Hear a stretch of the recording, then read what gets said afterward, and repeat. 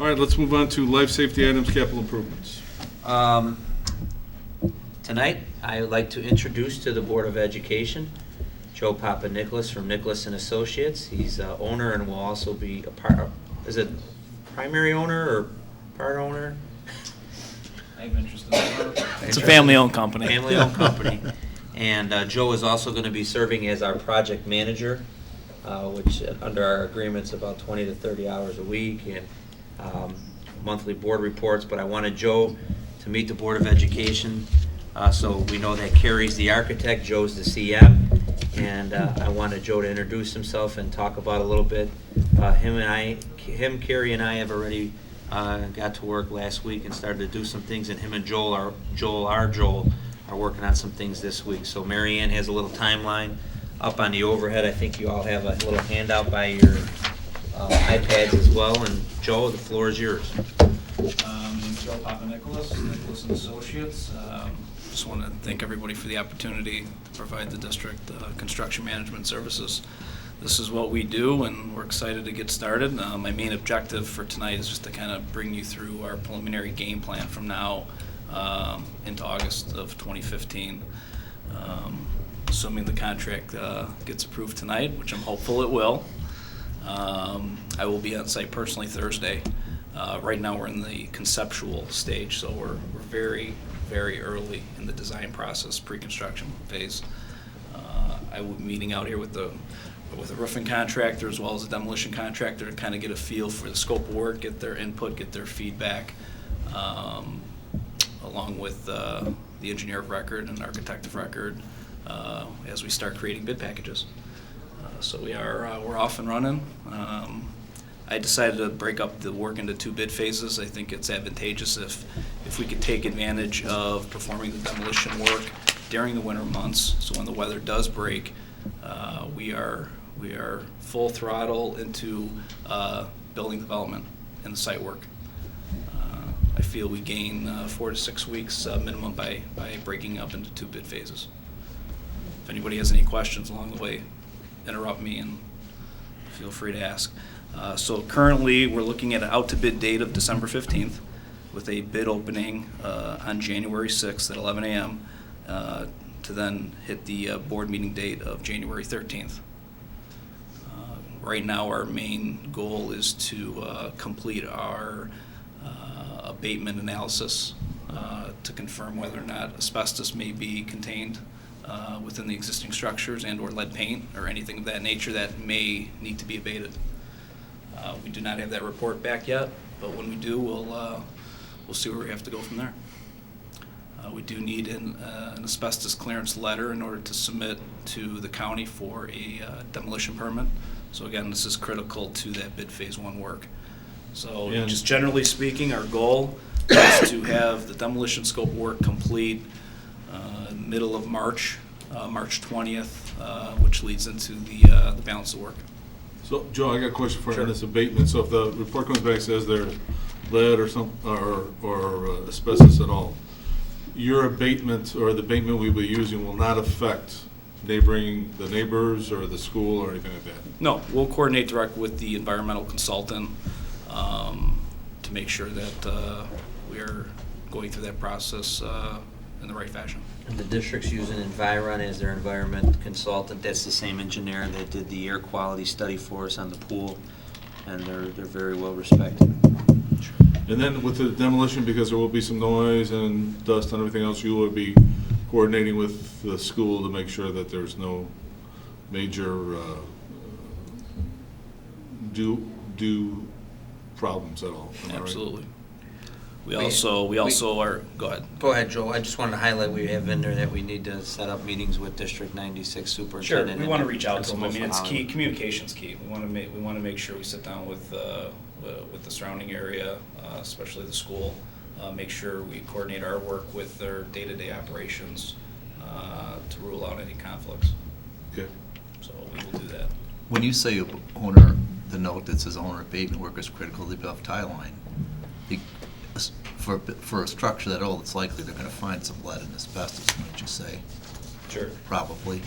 What you mean is it's got to be included in the bids for whatever the contractors are. Well, we talked right? about that a little bit. We could certainly include it in the bid, but I thought we talked that this is typically something that's handled direct with the district and the environmental consultant, and it's more the environmental agency will head up that bid process if indeed we need to do some abatement.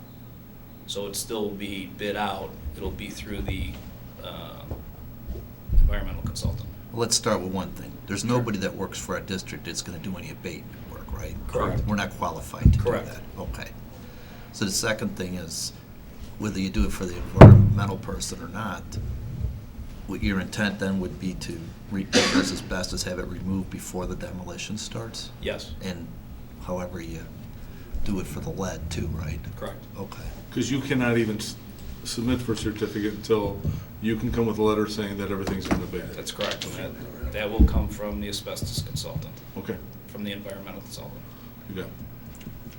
So that's why we're kind of almost given a 60-day window to not do a demo until after the first of the year, to give us rest of November and December if we have to do any abatement or removal. We should hopefully get the report within a week or so to see what we're I up think they against. did the study yesterday, so we should have that within 7 days. Okay, Joe.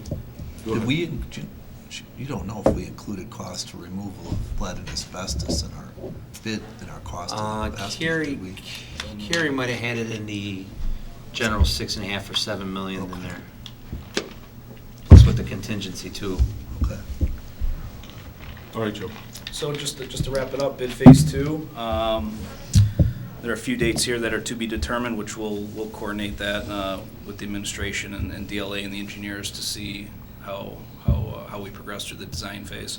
But I foresee a tentative commencement of the work on March 23rd, with substantial completion being achieved August 1st. Again, this is all preliminary. This is tentative. Like I said earlier, we're early on in the pre-construction phase, but this is how this is our roadmap here to the end. So I just want to confirm via the interview that Tim and me had, that on a monthly basis, you're going to give us an update so here's like phase 1 would be this project. You would then give us the phases, the mini sub-projects underneath the larger project, and give us status updates on where we're at percentage-wise completion, where we're at percentage-wise of spending, and from that side, right? Correct. Okay. We'll have a schedule of values created, broken down per trade, all material, all labor, for each of these bid phases, along with an allowance tracking mechanism. And I'll come in every month and brief the board as to where we're at and the progress that we're making.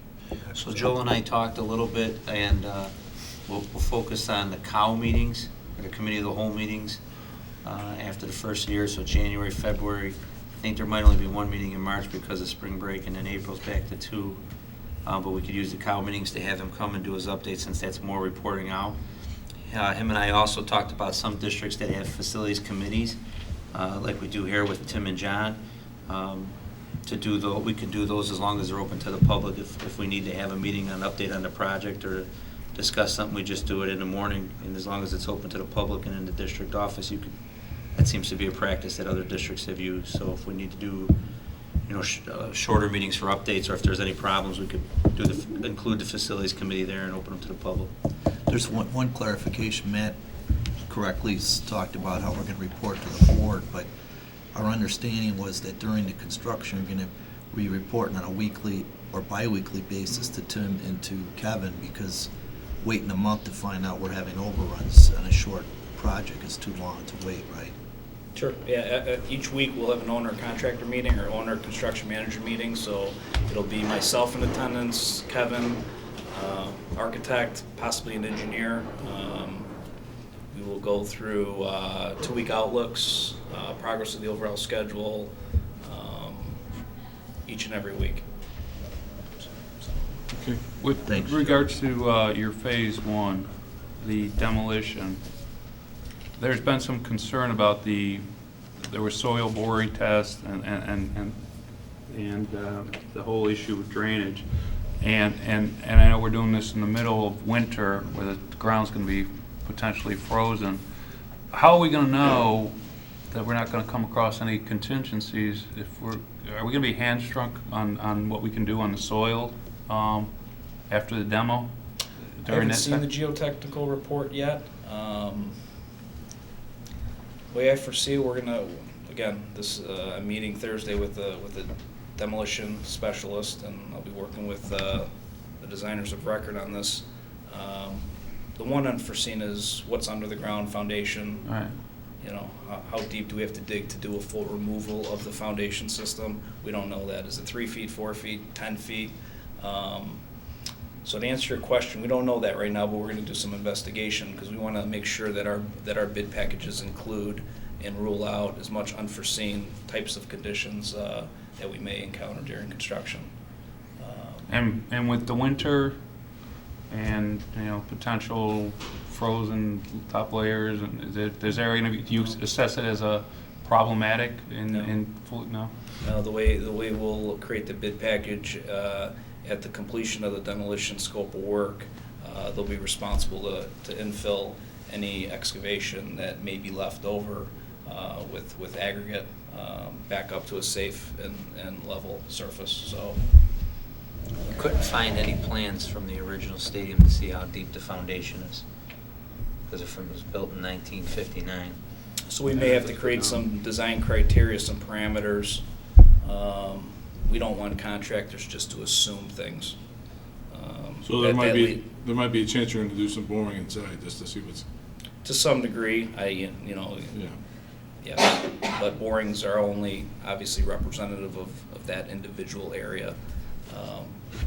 So it will get to a point if we can't really confirm what we have under there, then we'll say for bid purposes, figure bottom of footing across the footprint of the large set of bleachers at -5 feet or something like that, and then we could tie that to unit prices. So for less depth, times that unit price is issued as a credit, and alternatively, if we go deeper, we have a unit price established. It's not going to be an open-ended item after award.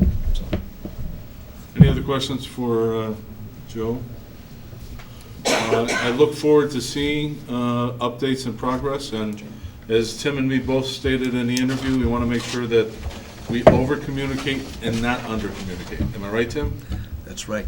Okay, thank you very much. Thank you very much. Thanks. Nice meeting We'll everybody. see you. Yeah. Excited. Thanks, Joe.